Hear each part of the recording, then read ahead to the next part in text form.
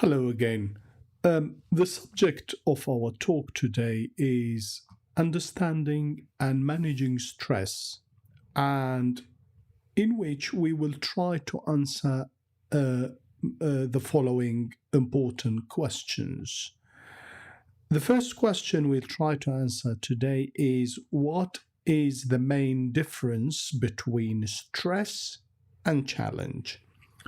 The second question will be what are the effects of stress on health? The third question will be how the stress response is triggered in our mind and body. And the following question would be what are the three stages of stress response? The following question, the fifth one, would be what is the special stress response which is called tend and befriend? And the following question would be what are the mental effects of stress? And we will cover in answering this question the nature of the post-traumatic stress disorder. The following question we try to answer today is what is the transactional theory of stress and coping? And finally, and most importantly, today we will answer the most important question which may be in the mind of every one of us, which is what are the best scientific approaches to cope with stress? And now we will try to start answering our first question, which we mentioned earlier. The first question is what is the main difference between stress and challenge? The same stressful event can lead to different physical and psychological effects on different people. This is why some people seem to thrive on stress as they see it as a sort of challenge, but not as a stressor, and others become debilitated by the consequences of confronting the stress. In fact, helping people to respond to stressful events in a more realistic and adaptive way can lead to better physical and mental well-being, as our mode of perception, I repeat, as our mode of perception is the main deciding factor of how we are going to formulate a response towards a threat which is perceived as a stressor. And our perception will decide how we perceive any sort of danger, any sort of threat, and any other stressful event in our life. And our perception will decide how we look at it as being a challenge or as being a stressful, debilitating phenomenon. Now, we need now to move to the answering the second question, which is what are the causes of stress? As we explained, our perception look in different from different angles towards the stressor, which may be looked at as a challenge and sometimes looked at as being a debilitating phenomenon, which may lead to severe detrimental effects on our lives. But many factors in our life can cause stress. One of the major sources of stress in our lives is our relationships with our societal networks. For example, conflict with friends, family members, and spouses all cause stress. Even good events like having a newborn baby into your family can also create stress. The reason is that change from what we are used to is always stressful. And even welcome changes like getting married can disrupt our existing lives in many ways. Moreover, for most people, work demands, which may become sometimes very excessive and unlimited, involves stress as well.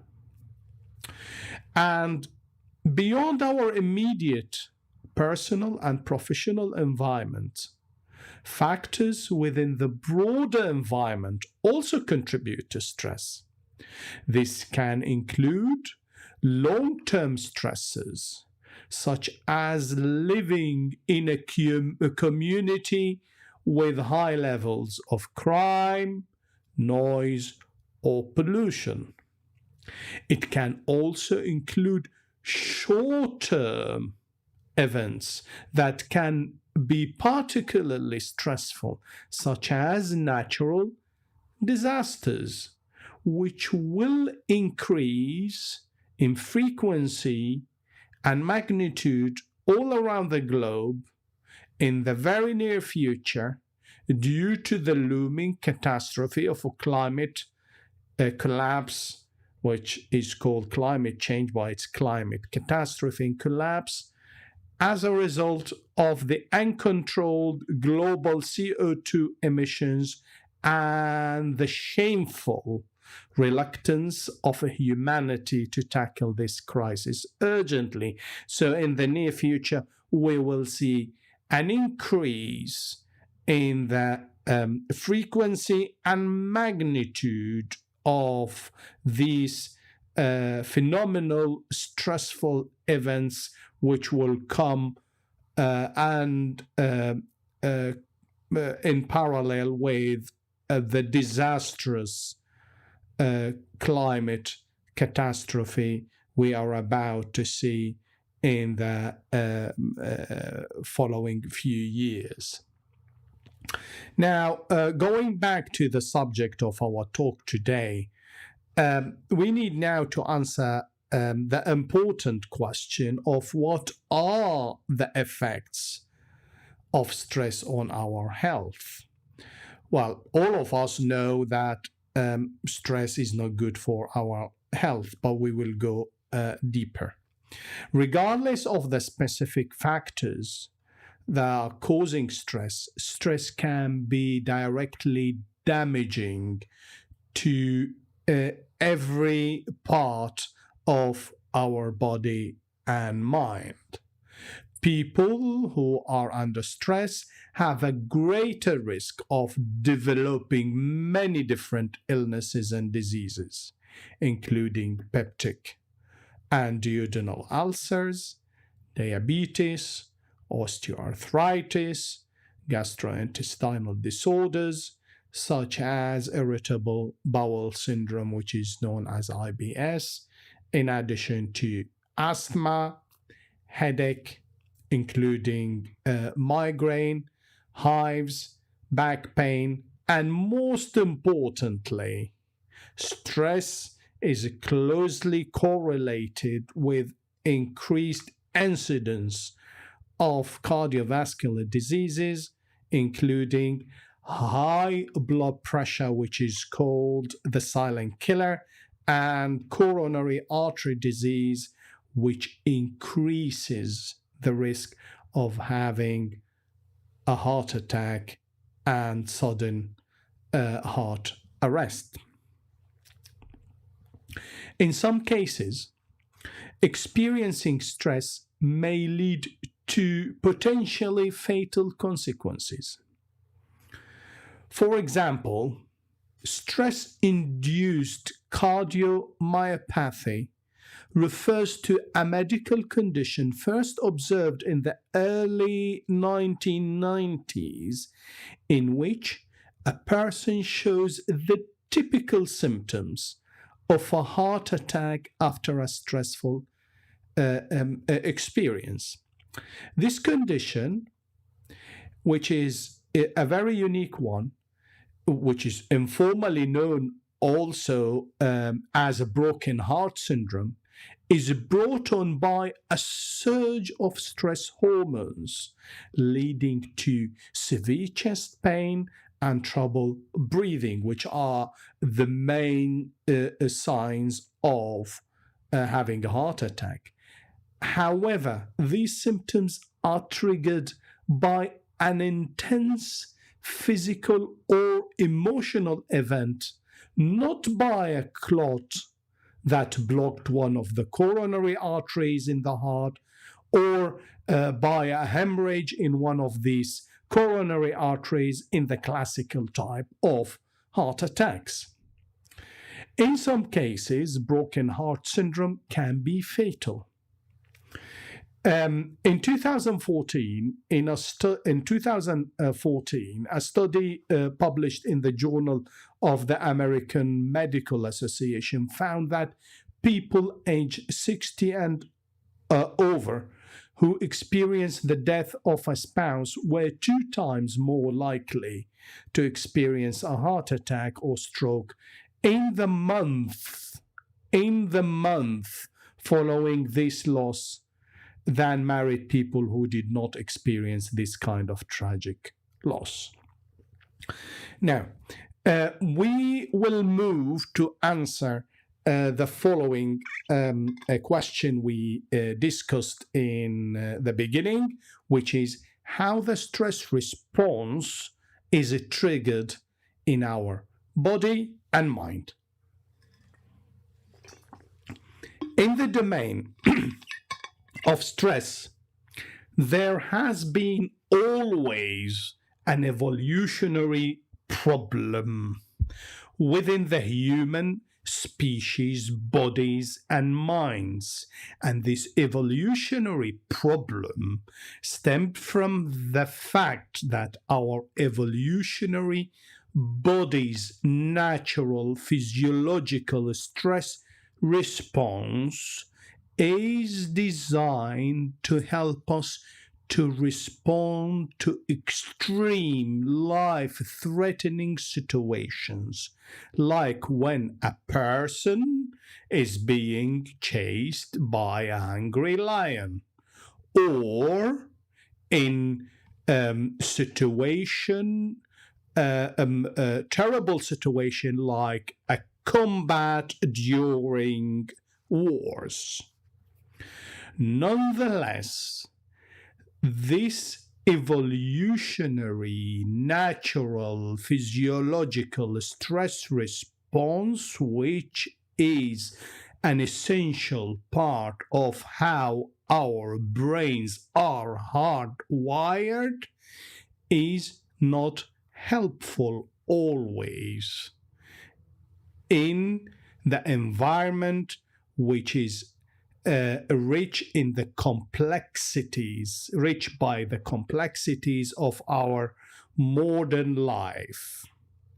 And these complexities of our modern life led the humans to show the same physiological stress reaction even in situations that are not actually life-threatening, like being chased by a hungry lion.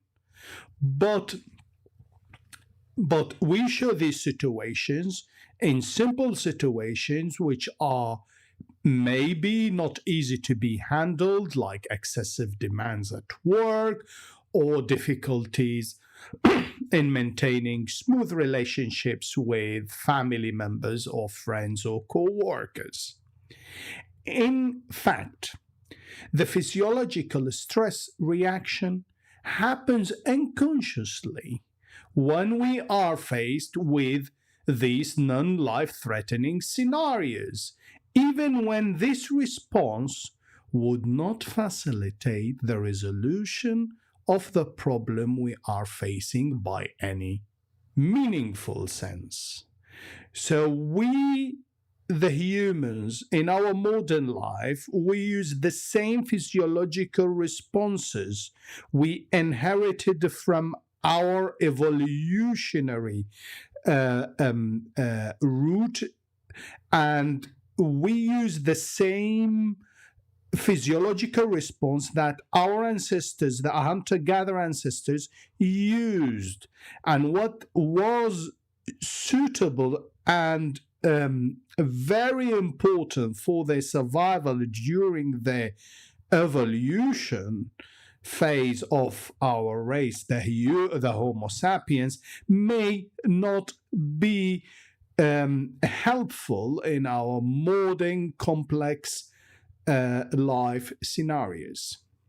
This unconscious physiologic stress reaction happens when we first notice any kind of threat, which triggers in turn the immediate stimulation of our sympathetic nervous system, as well as our endocrine system, leading to rapid secretion into the bloodstream and increase in the serum concentration of two hormones. We immediately secrete these two hormones in a huge amount and increase their concentration in our blood serum. These two hormones are adrenaline, which is also called epinephrine in North America, and noradrenaline, which is called norepinephrine in North America. We secrete this huge amount of adrenaline and noradrenaline into our bloodstream when we perceive a threat. And we need to mention the work of the physiologist Walter Cannon, who worked in the early 1900s and who demonstrated that increases in adrenaline and noradrenaline in the bloodstream activate the cardiovascular system. So more blood is directed to the brain and muscles, and the more blood which comes to the brain and muscles prepares the individual to either fight off a threat or run away from it, which is commonly known as the fight or flight response. This original fight or flight model was extended in 1936 by the Hungarian endocrinologist Hans Seiley, and who described that not just our immediate response to a threat, but there is according to his description, he described the stages the body goes through over time when we respond to a stressful event. In his model, which was known as the general adaptation model, he described three stages of what Seiley was the first to call a stress. So in 1936, he divided our response to stressful events into three main stages, and he was actually the first person to call what we call now a stress response, call it by this name. Now, we need to embark on the model of this prominent scientist and try to answer the question we mentioned earlier, which is what are the 3 stages of stress response? The first stage in the stress response is the fight or flight, which we mentioned earlier. But this is the model. We need to imagine it as a response which has 3 components. This is the first component, which is also sometimes known as the alarm stage. In this stage, the body is mobilizing all of its resources to do whatever is necessary to fight off or escape from the immediate threat. During this phase, both adrenaline and noradrenaline, or epinephrine, and norepinephrine are released into the bloodstream, triggering increases in heart rate, blood pressure, and breathing rate. If the stressor lasts more than a very short time, a second system, often called the hypothalamic pituitary adrenal axis, shortly known the HPA axis, releases an additional hormone to the adrenaline and noradrenaline, and this hormone called the cortisol. The cortisol releases extra glucose into the bloodstream for immediate metabolism and energy release.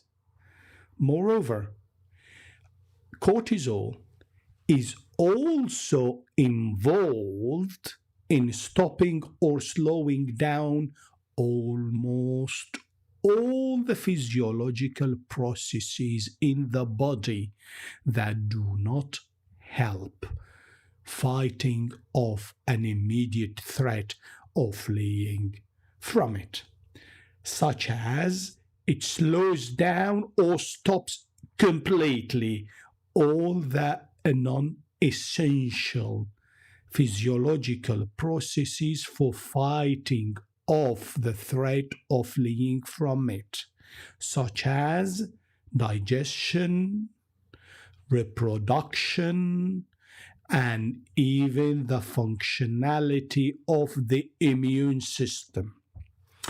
As from a survival perspective, is not the time to fight a bacterial or viral infection that may kill you in a week time if you are unable to survive until tomorrow.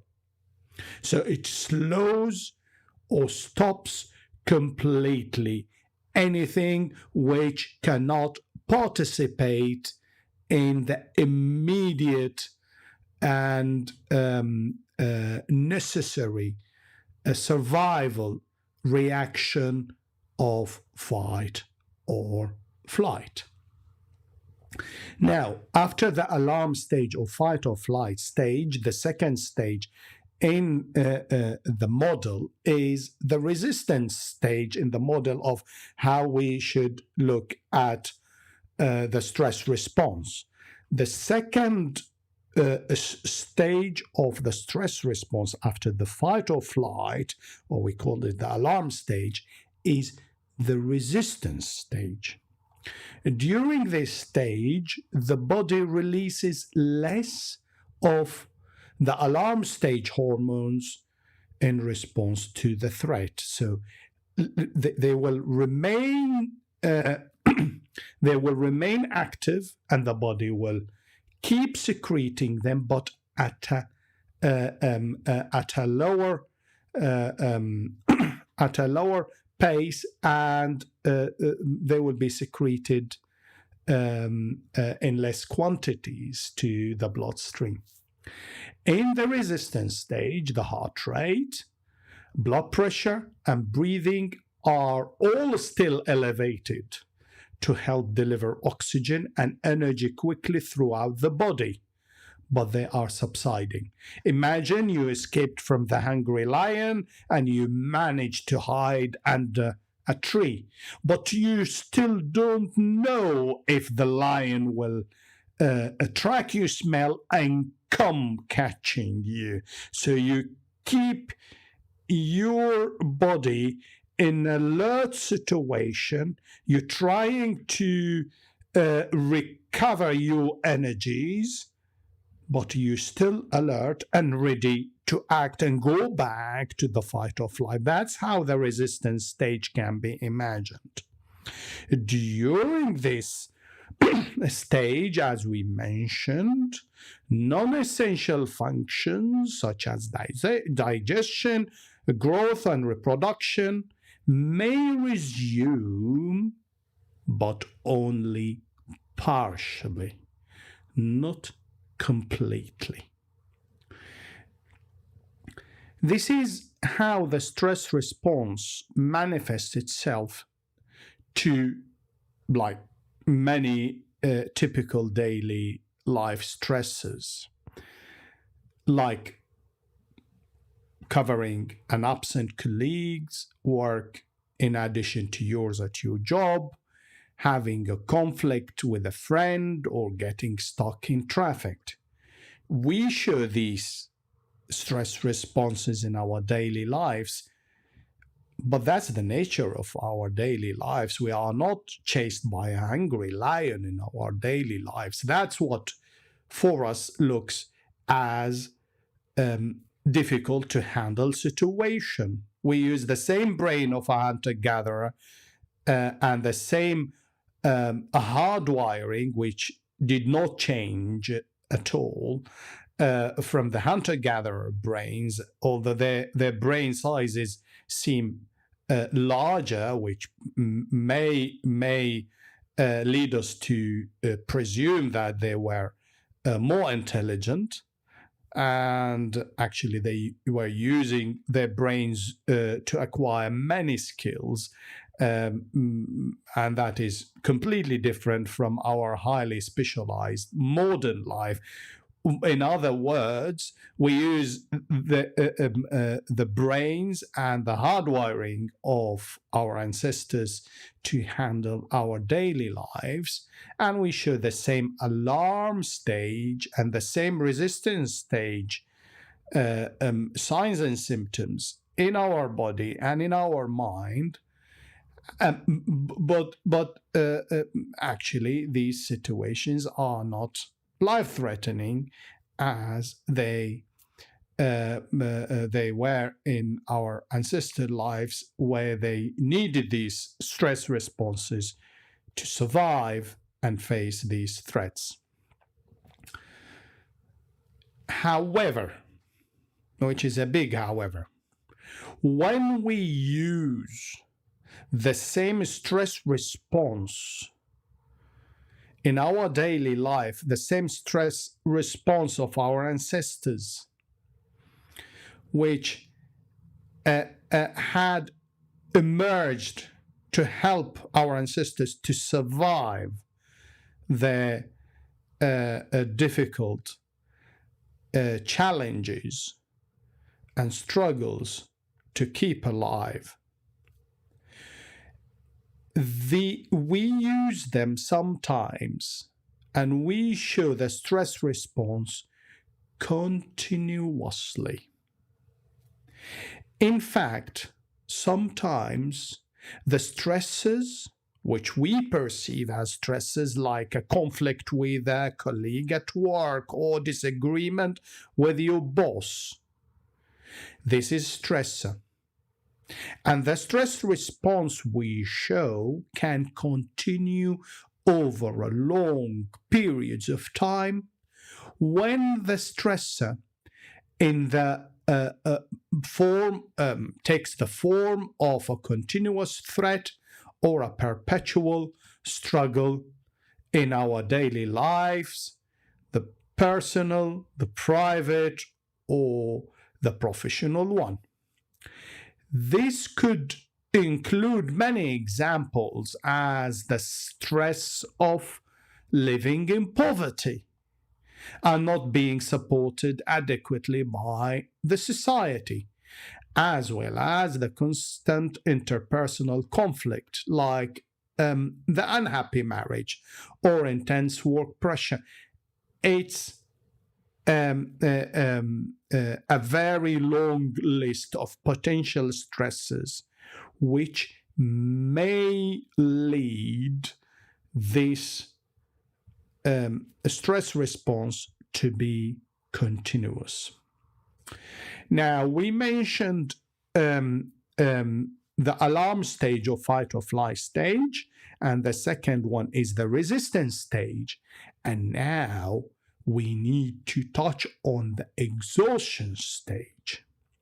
The exhaustion stage, which is the third stage of the stress response in the model we need to imagine to understand how stress response happens, sets in when the threat, which may be either real or perceived, persists for a long time, resulting in the body experiencing a prolonged state of physiological and or mental hyperactivation.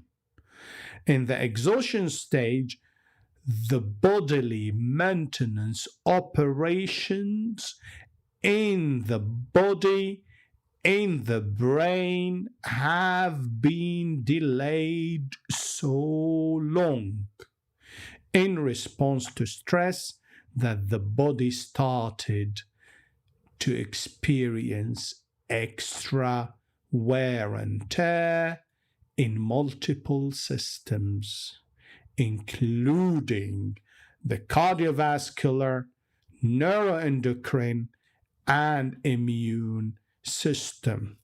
And also, we will face the consequences of exhaustion, the excess of wear and tear within the central nervous system itself, in the brain itself, which should be the subject of another talk, how stress affects the brain capabilities and affects memory and higher mental abilities. Now, prolonged stress, which can persist for a longer period, can lead also to a variety of nutritional imbalances, such as low magnesium in the body, which reduces the body ability to produce and use energy.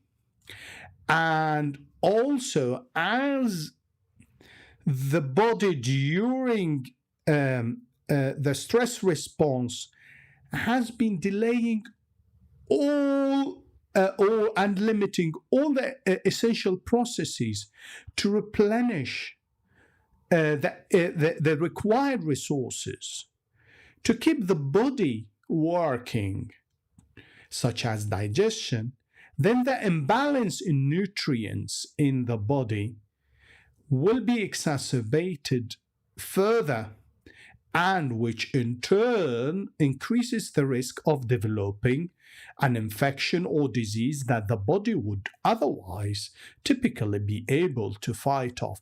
If the immune system has not been looked after, has been instructed to limit its activity of producing new white blood cells, new lymphocytes, for example, because it's not the time of thinking about fighting a bacterial infection which may kill you in a week's time, but you are maybe unable to survive until tomorrow.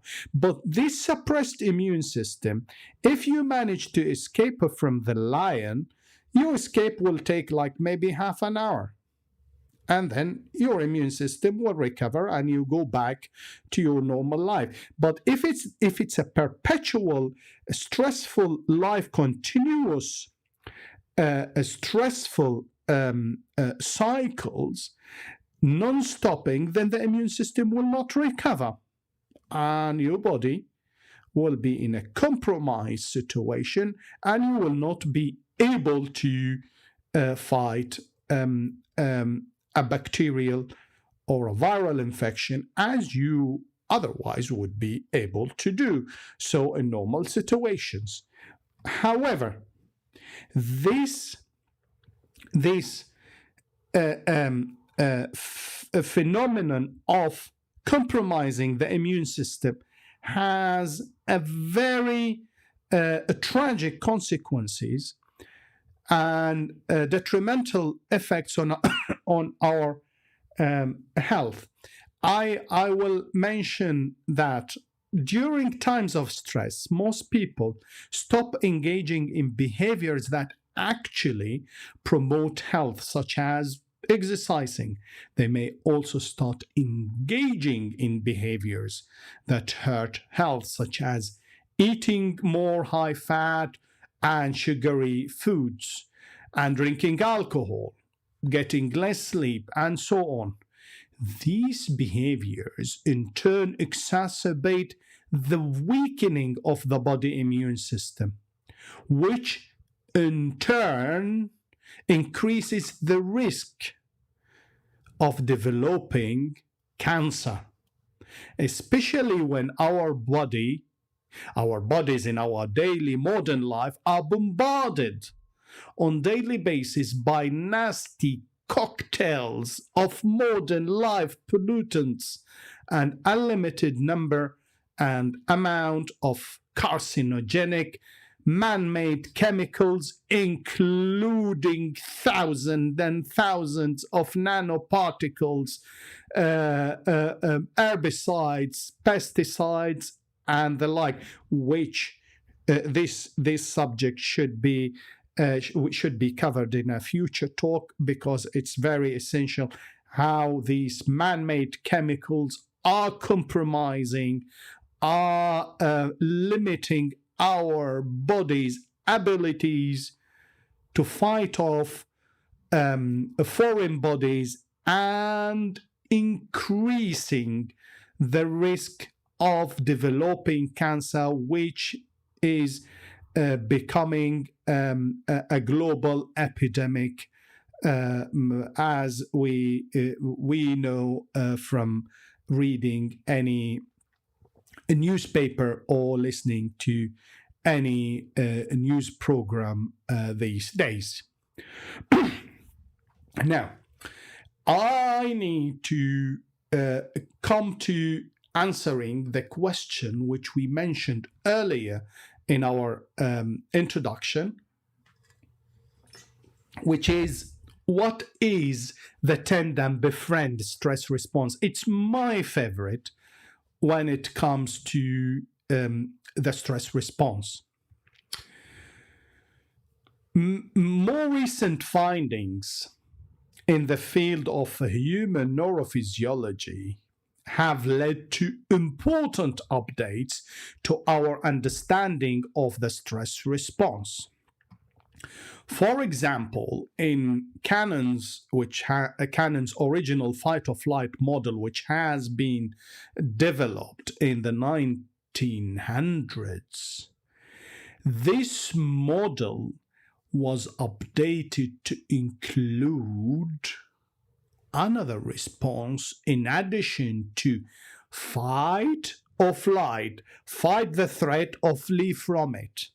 The recent research led to updating this model to include the possibility of a freeze response in the face of a threat, which means becoming immobile when fighting off or escaping from the threat is rather impossible, which seems as an evolutionary adaptation to ease the suffering of facing an inescapable tragic fate. If it is an inescapable tragic fate, then there is no point in stressing the body more, and facing this fate with equanimity would be better.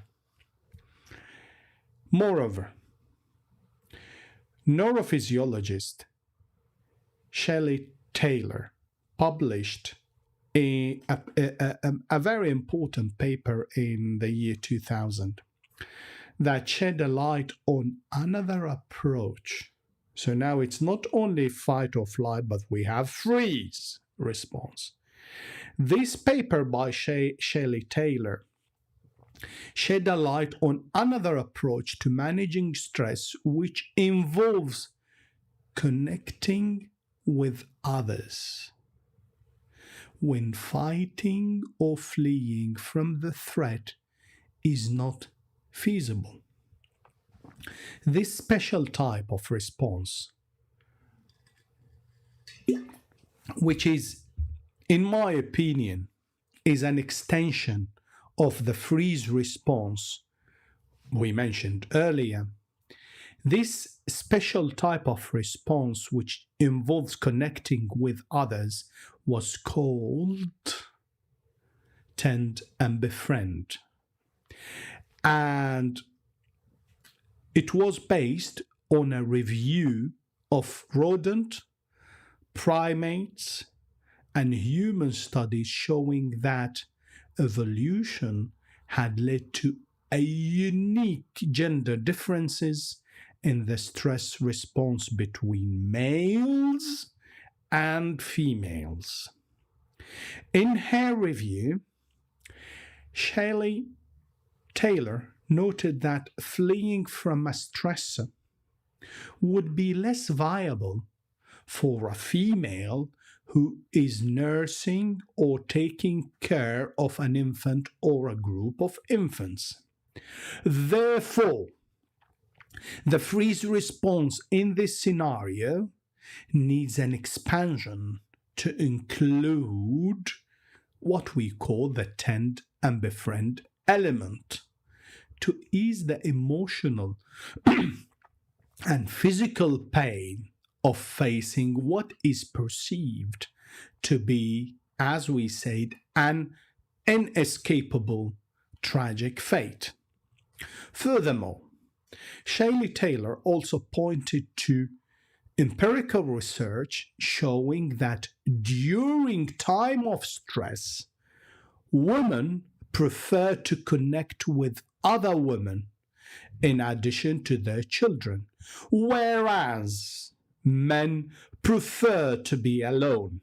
That is why some intellectuals have called for more female politicians in the world political arena, in the hope that they will be less inclined to approach the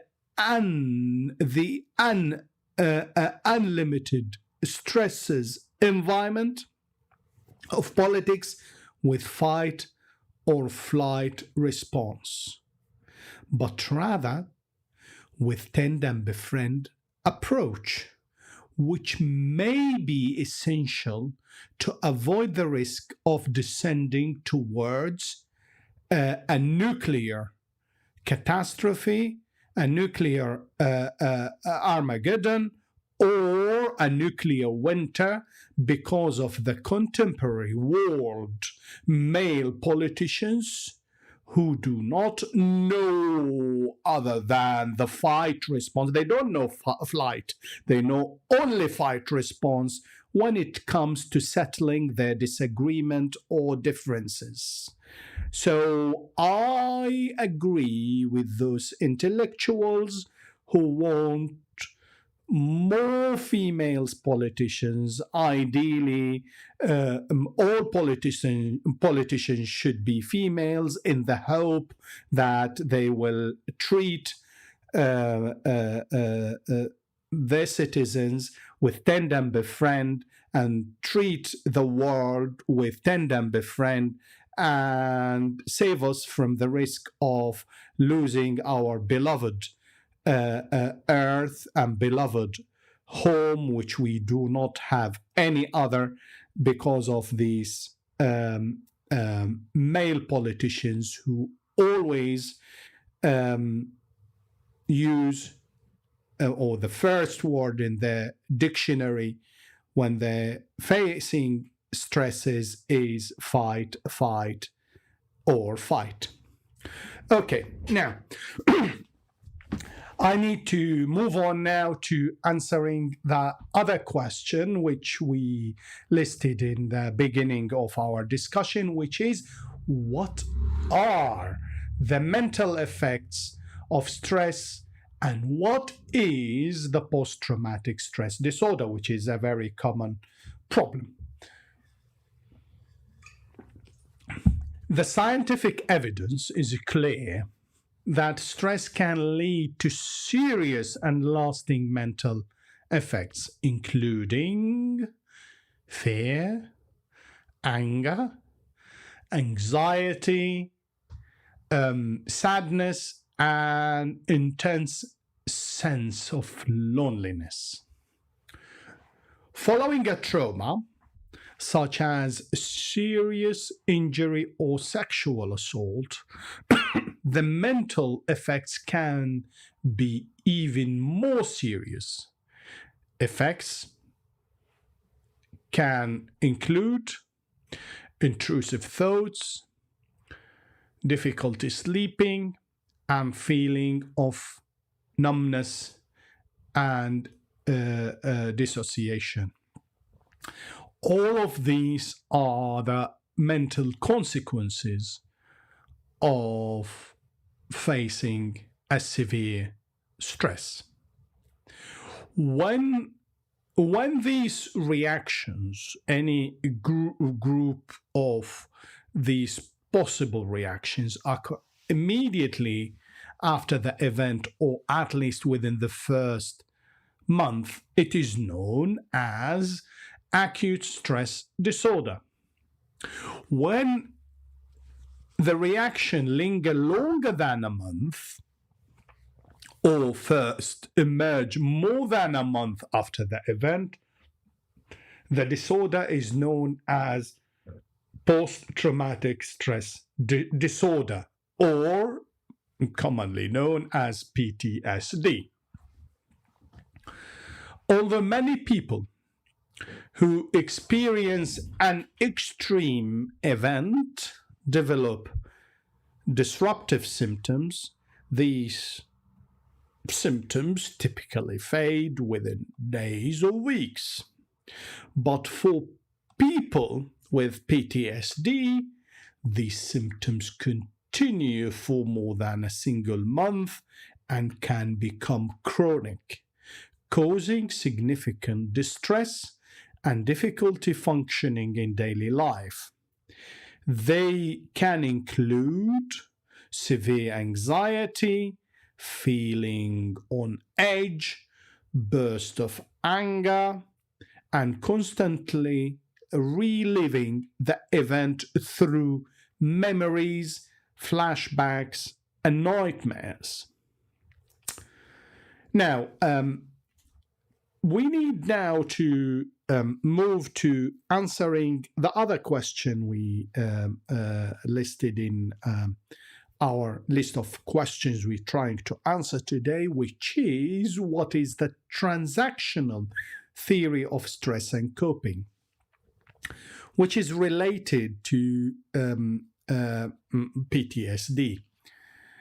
Interestingly, among people who all experience the same traumatic event to the same degree, the risk of experiencing PTSD varies. The idea of the transactional theory is that different people can experience and react to the same stressful event in very different ways. This idea led to a new theory in brain physiology called the transactional theory of stress and coping. This theory, which was developed by a scientist called Richard Lazarus in the 1960s, says that the meaning of a particular event is a sort of a personal transaction with the environment, and it is not of the same quantity and quality for everyone. In fact, this individual and uniquely perceived meaning of any particular stressful event is regarded as a more important predictor of the experience of stress than the magnitude of the actual stressful event itself, which means, in other words, that what decides the severity and magnitude of a stressful event you face is not the actuality of the event itself, but how you perceive it, how you look at it, how you mentally apprehend this stressful event. Furthermore,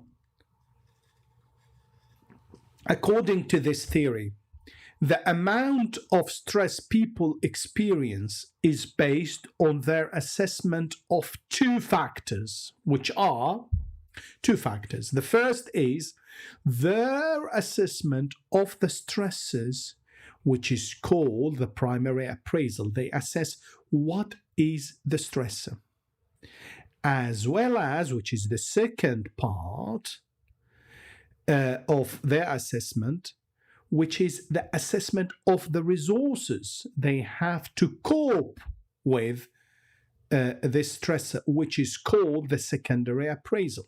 And as a result of these two appraisals, the subjective quantification of the stress magnitude would be mentally formulated. Now, I think I've given you enough to understand what is stress and how the body reacts to stress. And now I should come to conclude the talk today by answering the final and most important question today, which is, what are the best scientific approaches to cope with stress? Well, okay. While different people can react to the same stressor in different ways, we all tend to view stress as an inescapable and non-threatening part of our daily lives.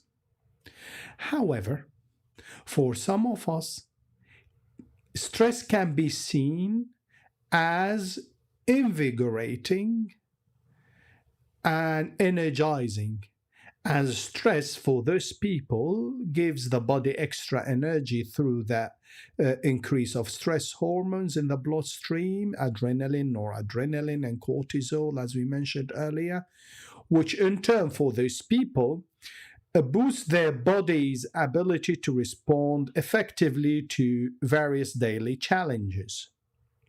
Well, some people see it non-threatening, some people see it inescapable part of daily life, some people see stress as challenge and they enjoy the stress. They like the boost of adrenaline. They feel energetic because of the adrenaline. Nonetheless, we should not forget at all the detrimental effects of falling in the trap of chronic increase of stress hormones in our bodies, which may lead to a plethora of serious body ailments, as we discussed earlier. And on the top of them, I need to repeat, the cardiovascular diseases, including heart attacks and sudden heart arrest, and the risk of developing cancer. Now, we may may agree that stress is unavoidable in our daily lives, but we can choose, it's our choice, to respond to stressful situation in a new way, which could be by changing our thoughts and behaviors in ways that reduce its detrimental effects on our happiness, well-being, and overall health. Moreover, it is important always to keep in mind that all stresses are not the same, and different strategies can be tailored for managing different stresses. People who learn different approaches and strategies to cope with stress are better equipped to manage the excess of stresses they face every day. And now I'll try to discuss some of the scientifically proven stress reduction strategies which are the result of long and comprehensive empirical research. The first approach is to learn how to calm your sympathetic branch of the autonomic nervous system, which is always activated as soon as you perceive a threat. But you need to try to learn how to calm this sympathetic branch of the autonomic nervous system before it is in overdrive situation, in order to put a brake on its hyper response during stressful conditions.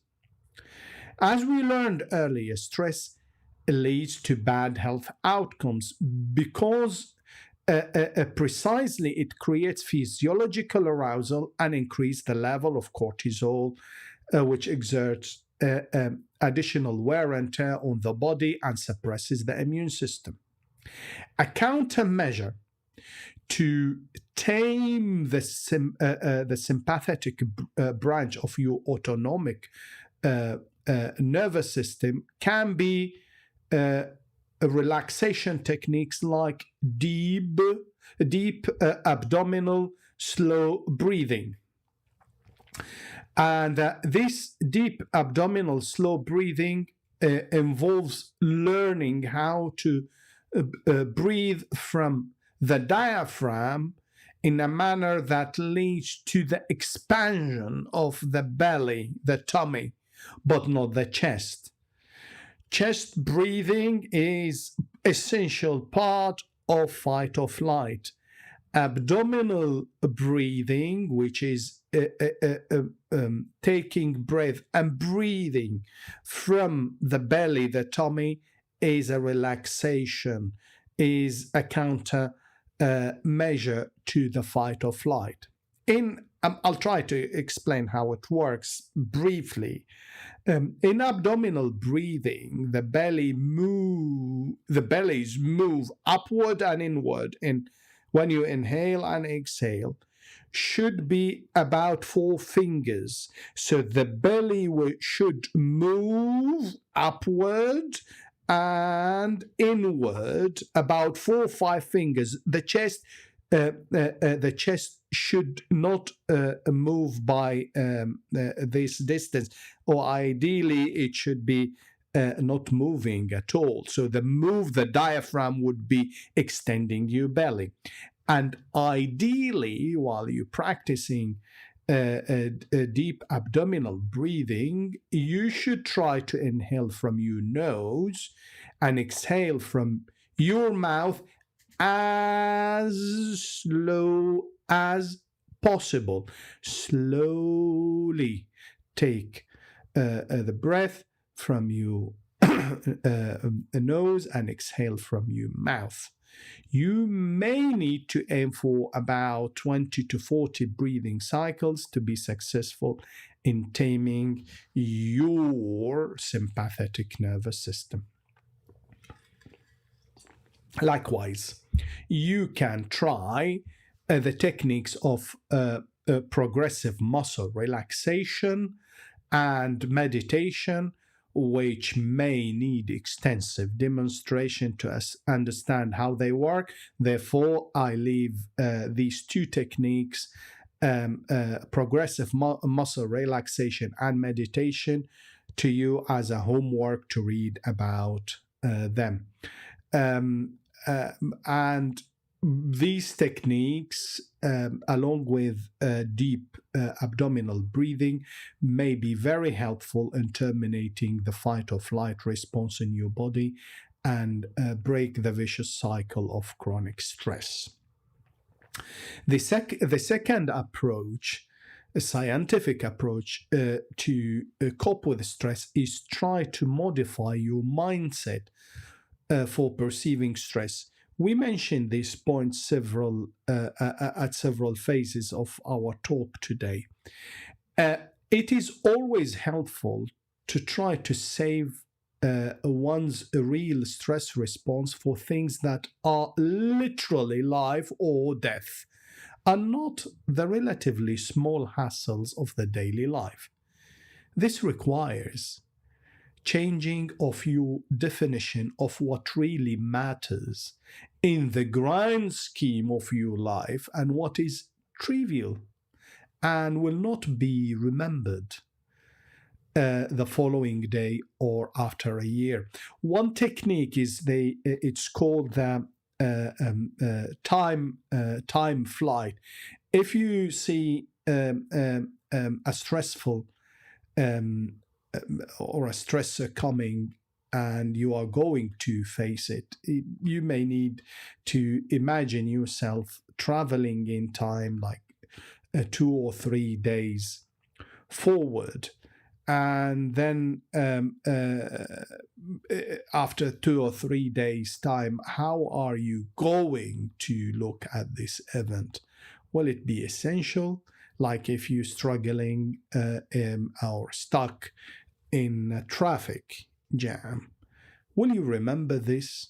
If the answer is no, then there is no point in triggering your stress response, because this is trivial, is not life or death, is not something will be remembered in your grand scheme of your life.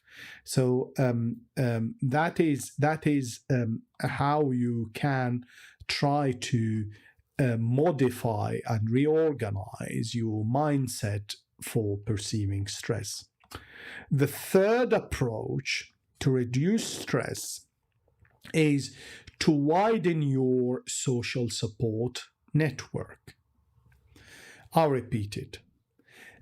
You need to widen your social support network, and that will help greatly in helping you to cope with the stress.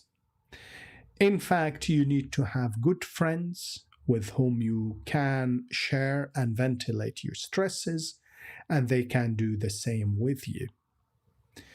Research shows that people with wider social support network are better able to cope with minor and major stresses of daily life. They also live longer and have happier lives.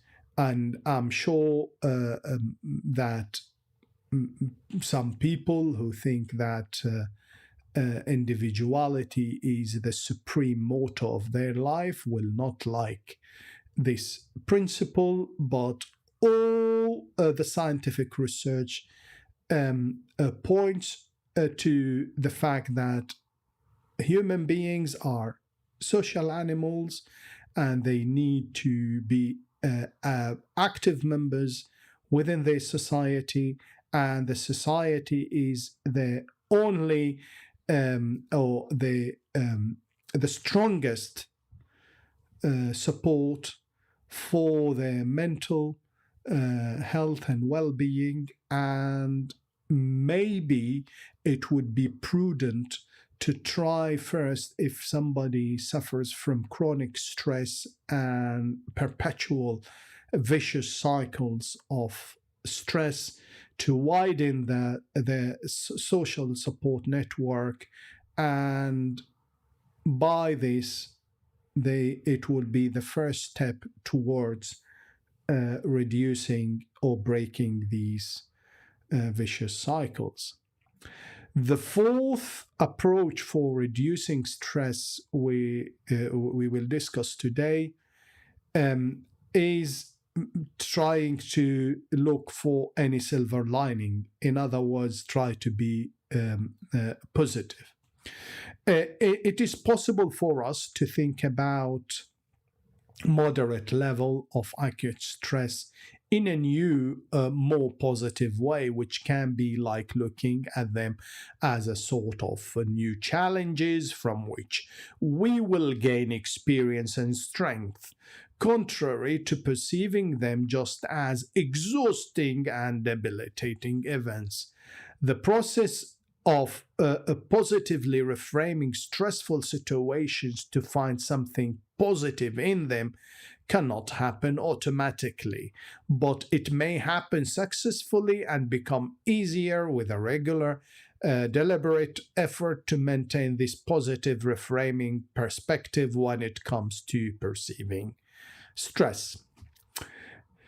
The fifth and final approach we will touch on today is to try to find some people who tend to see things from a more optimistic perspective and try to emulate their reaction to stressful situations. It is scientifically proven that positivity is contagious in a good way. And when you surround yourself with people who have positive mindset, then it would be easier for you to adapt a similar mindset to theirs. Well, I wish that I managed today to provide you with some helpful information, and I look forward to meeting up with you again in the near future. And until then, please accept my warmest regards and my pure wishes that you will be able to live your life stress-free, and you will be able to use the information I presented today to maximize and enrich and nurture your overall sense of well-being. I wish you all the best, and I hope that I will be able to be in touch with you in the near future. Goodbye.